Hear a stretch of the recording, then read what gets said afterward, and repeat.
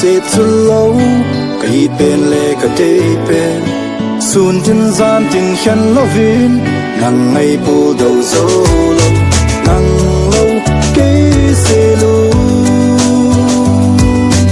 em dâu đi ngưỡng lâu lại khăn ăn lang khom thì lâu vàng lùng thà đầu dễ đi này thoát lên như hông xa linh tin lô mình lang khom kiết nai tê cái khô và êm mù khô gì tin lạ vang dầu lâu nàng ngày dùng ba thế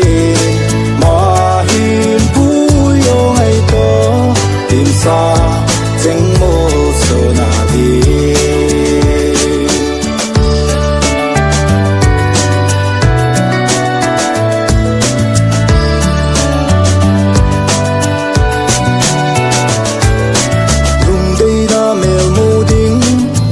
ca ngã lệ go